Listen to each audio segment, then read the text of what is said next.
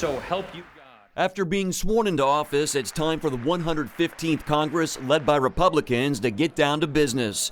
And at the top of their list, repealing Obamacare, one of President-elect Trump's key campaign promises. Vice President-elect Mike Pence will meet with the House GOP to discuss Obamacare. We'll focus on repealing and replacing Obamacare. We'll look forward to legislation that will give us the tools to roll back the avalanche of red tape and regulation that have been stifling American jobs and growth.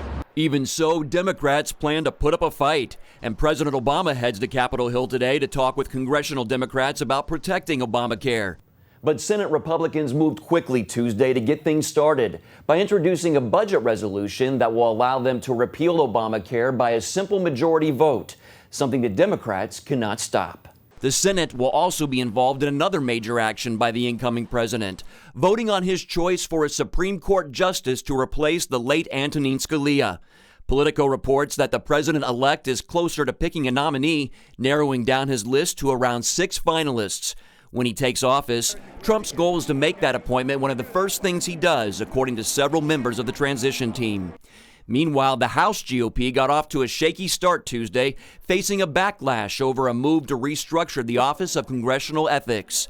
Among those pushing back, Trump, who tweeted against the move. House Republicans then changed their minds. We were getting phone calls on the ethics. The headlines were kind of like we weakened ethics and et cetera, so that's never a good headline. The talk on Capitol Hill has not just been limited to domestic issues. The Hill reports that GOP senators have announced legislation to recognize Israel's official capital as Jerusalem and to move the U.S. Embassy from Tel Aviv to Jerusalem. Trump also supports moving the embassy. And there's been talk among Republicans about cutting funding to the United Nations after the Obama administration refused to support Israel in a vote against Israeli settlements. Mark Martin, CBN News. Thanks, Mark. Well, the important announcement probably is the next justice of the Supreme Court to succeed Anthony Kennedy, who died tragically. And a friend of ours, a man who's a superb judge, is William Pryor, and there's some word on that, and David Brody is here with us. And David, what do you hear about him?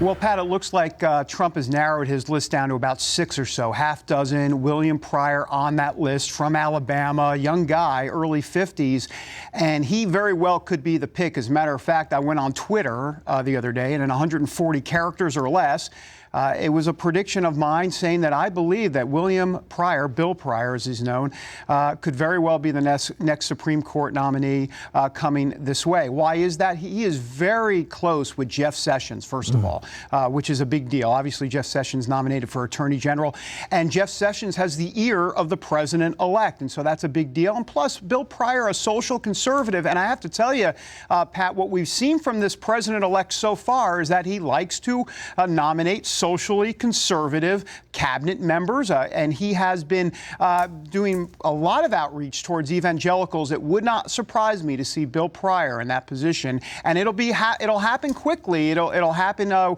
within the first few weeks of this presidency. Well, Bill Pryor is a superb judge. He's a wonderful man. He's been here to Regent University. He's a good friend of the ACLJ. And, of course, as you said, Sessions is the man from Alabama. So they'll work together. Well, look, I'm sure the Democrats are sitting up late and burning the midnight oil and so forth to derail Trump.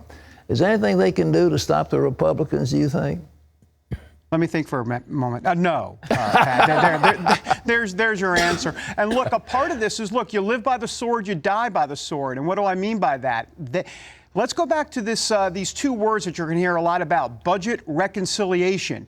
You know those words, Pat, and you also know that when Obamacare was passed by the Democrats, it passed with 51 votes. It passed through budget reconciliation. And so that means that they didn't need 60 votes in the Senate to do anything. And that's exactly what's going to happen this time around on Obamacare.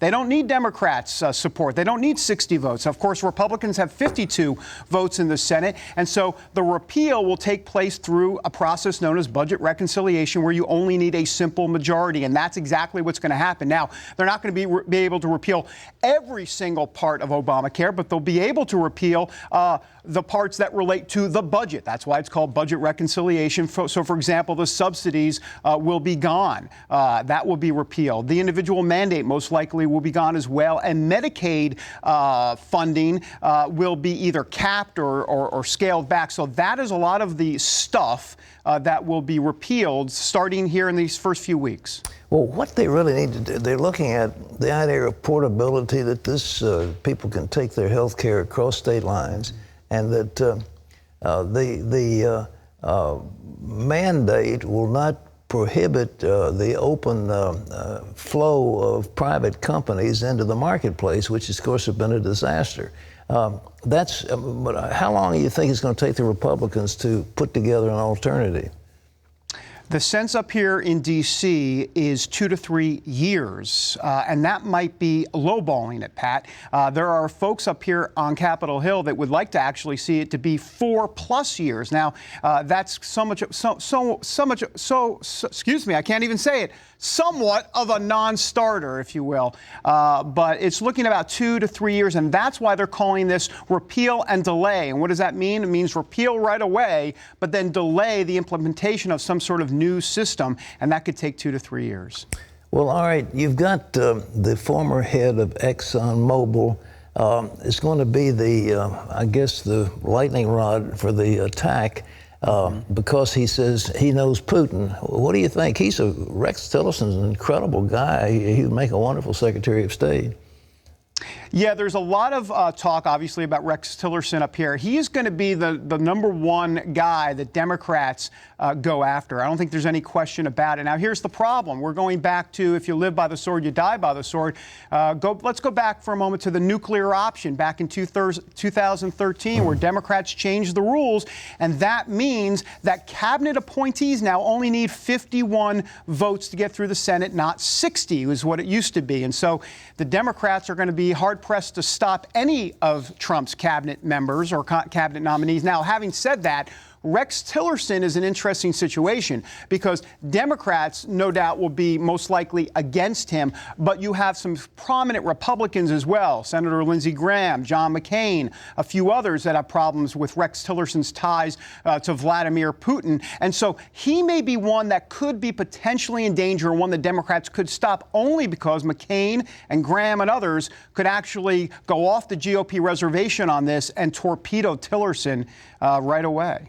Well, it's going to be an interesting fight, and I'm sure the Donald is going to lay it on the line. It's amazing. He just tweeted in the House backed off that ethics bill they'd put through. That was an extraordinary thing that's happening. But anyhow, we'll follow it. I know our time's running out for this segment, but thank you so much. I think it's going to be a great year. Yeah, I think so, Pat. And I think what we're going to see, by the way, I should mention something very important with Donald Trump. Everybody talks about 100 days. Yes, blah, blah, blah, 100 days. But the reality is with Trump, he's a no-nonsense guy from New York, a businessman who wants to get things done. And so get ready. He's not going to have time for soliloquies and speeches and negotiating all of this time. He's going to say, look, enough of the talk. Let's get down to brass tacks and some action. And you're going to see a lot of things speed up in this administration. Well, we're hungry for that, David. Thank you, buddy.